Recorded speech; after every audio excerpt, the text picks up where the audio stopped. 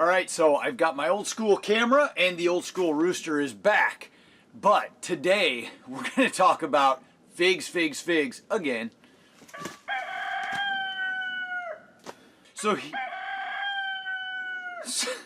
here is why I will never plant a grafted fig in ground out in my orchard.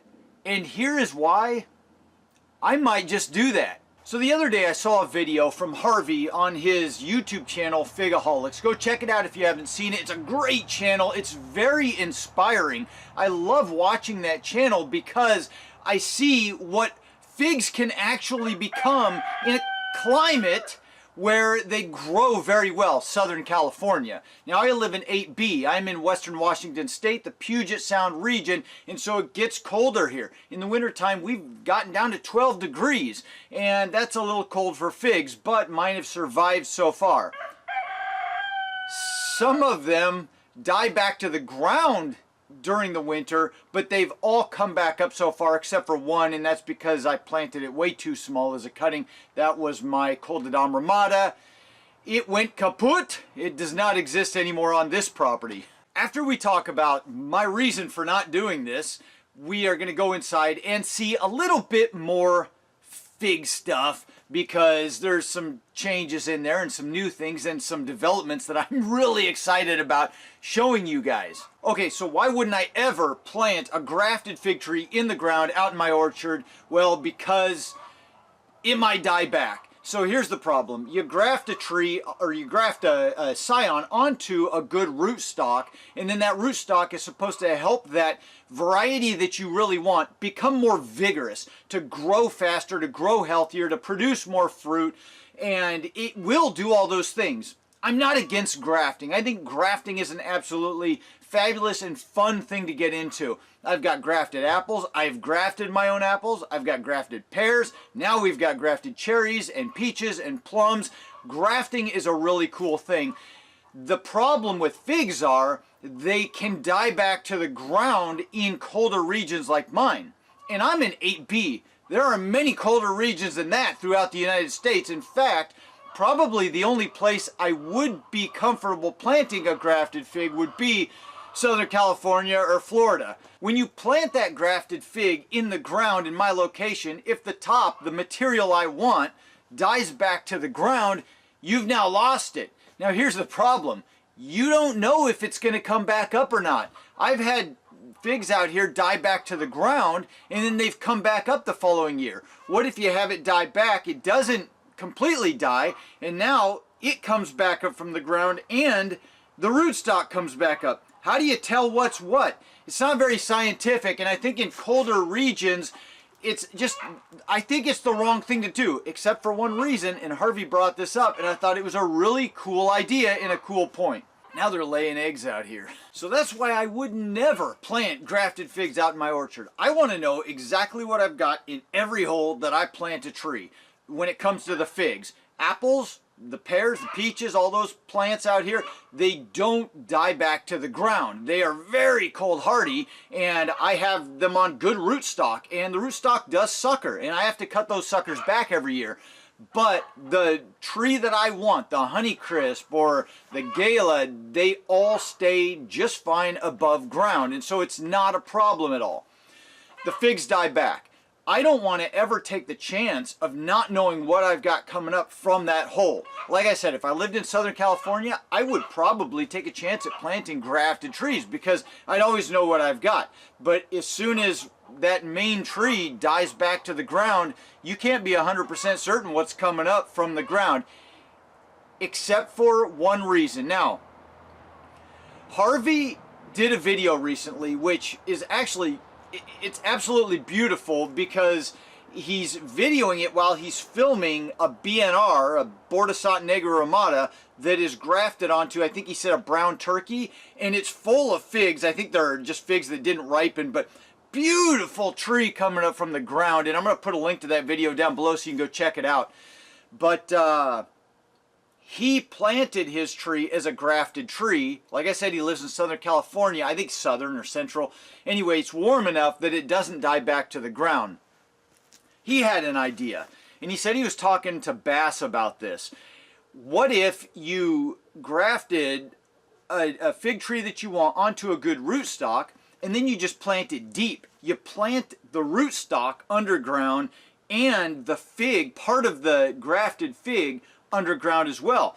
Now you've got roots coming out from both. Something like that might work, with one consideration in my colder climate. Because if the fig that you wanted died back to the ground, you still can't be 100% sure if it's rootstock or, you know, the other coming up. It would be this one consideration, and why I might do it here at some point in the future.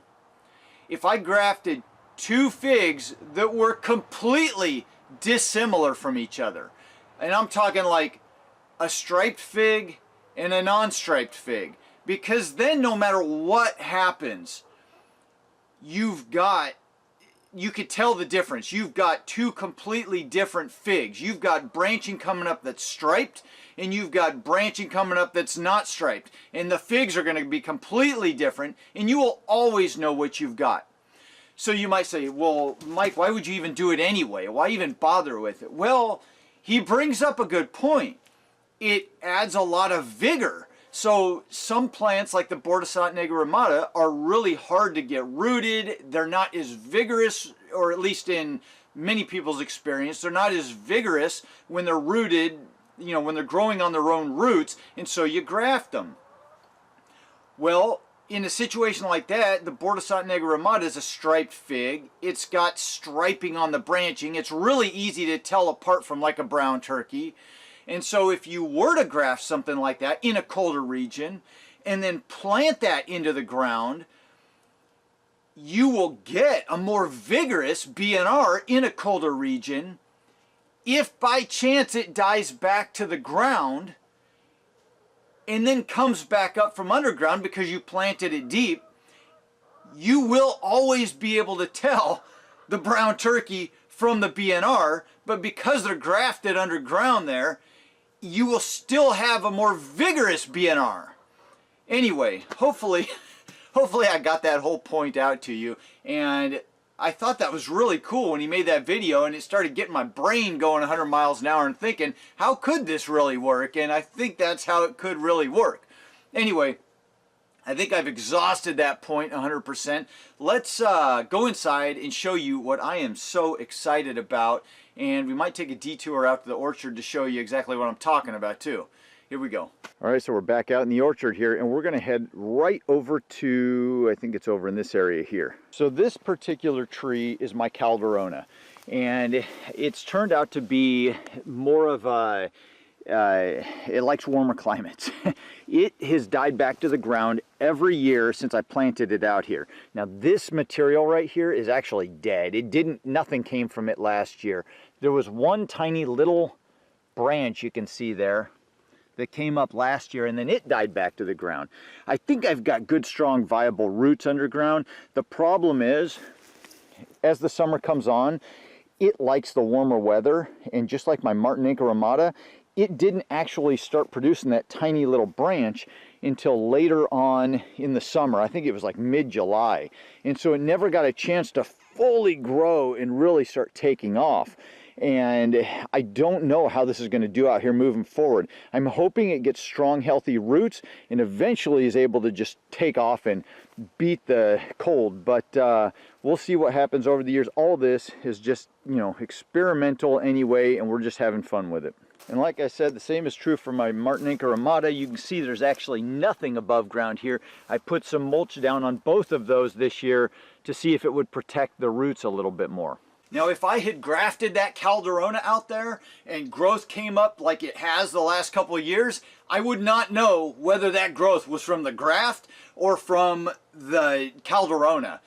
When it comes to the Martinique Rimada, if that was grafted, I would be able to tell. So that's a situation where I would graft it to get the improved vigor on the plant that I want and still be taking much less of a chance at knowing what I've got. Let's get inside. All right, so here we are back in the saddle again, and I don't have the wide view, so we're just gonna have to do without right now. But you can see in the back here, I have cleaned out, I've been kind of consolidating. I took a lot of these figs that were not doing well, that just were rotting, or is nothing going on, I'm still going to go through a few of these that are just not going to make it.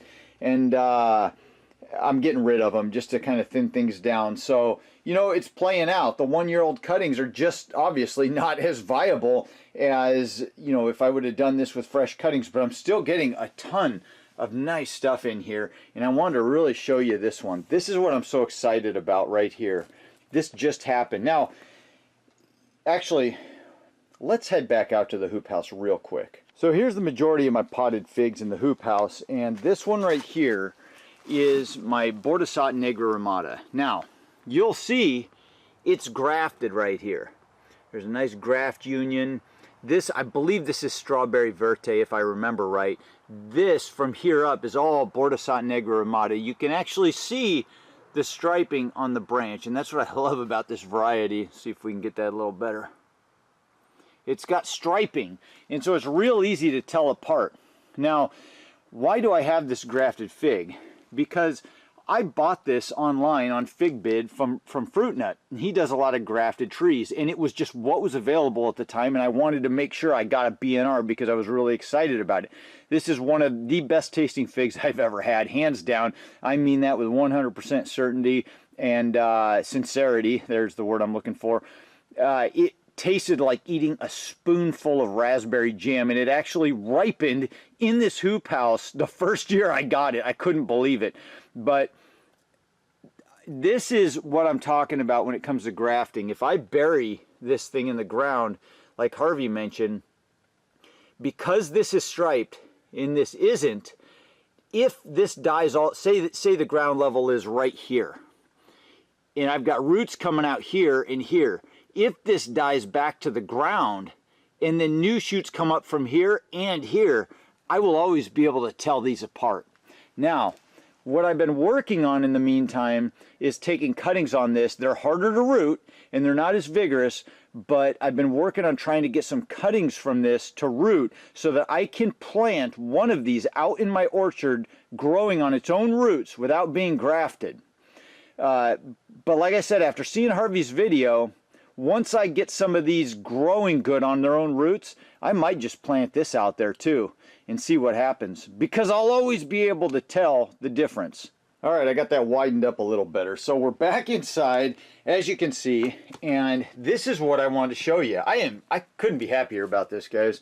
So this is the Bordissot Negra Rimada, and it's actually the first one that I've gotten to root from that one I've got outside. I'm starting to get some nice, healthy, strong roots on it. You can see the top growth here. Beautiful plant. I love that leaf. Just absolutely beautiful little plant. I grew this one, if you guys have been following me for a while, I grew it, the one that you saw out there in the hoop house that was grafted, in this tent right in this corner last winter, while I had all of my peppers going. And I grew it up. It grew up about, I don't know, a couple feet high with big, huge leaves, big spade looking leaves like that. Just absolutely gorgeous. I wanted to leave that one out in the hoop house this year and let it go dormant, because I feel like the dormancy period really helps them just spring out in the spring and start growing tons of beautiful lush growth. In the meantime, I'm trying to get multiples of these and preserve them so that I never have to worry about losing it, because it's such a wonderful plant. I'm probably going to take that plastic off of there real soon here, because it's just not going to be needed anymore now that it's rooted. But I am going to baby this thing. Now, I want to tell you something else. This little cutting, here's another one. I actually took another cutting right here. It's not rooting yet. I've been looking at it every day. And there was another cutting I took from it. It's actually getting desiccated here. It's dying back. This still looks viable, so I'm going to leave it, but I'm not sure if that's going to make it. This one, the bud started turning a little green on top, but I don't know if it's going to make it. It's not doing anything yet, but I'm going to leave it for now. It doesn't look dead at all. This is the only one I've ever been able to get going. Okay, so those two were cuttings from the grafted tree. This one was actually not originally a cutting that I took. It was one of those air layer pods that I showed in that video a couple of videos ago, that I was trying that experiment. I was trying to air layer the young, green, healthy, you know, active growing material through the summer. It was actually late. It was August when I started it. But this was one of those. I cut those off, and it didn't have roots. It was just a cutting sitting in that root pod. But I decided I'm going to stick it in this little cup anyway. It was the only one out of all those root pods that I ended up getting anything out of. I stuck it in here, and it just started rooting on its own. Isn't that amazing? So this was actually, it started as an air layer of green wood in the summer. It hardened up enough through the fall and early winter. Once I cut those root pods off, I just saw that it still looked like healthy, viable, hardened material, had no roots. So I just decided I'm going to stick it, and that's the only one of all of these little cuttings that is actually doing anything. Just something interesting. I thought that was pretty cool. So really excited about that one. You can see in here we're starting to get some green growth on things. Everything's starting to look real healthy. I'm excited about what's coming along. Anticipating some more that I really want to see, you know, something happen with.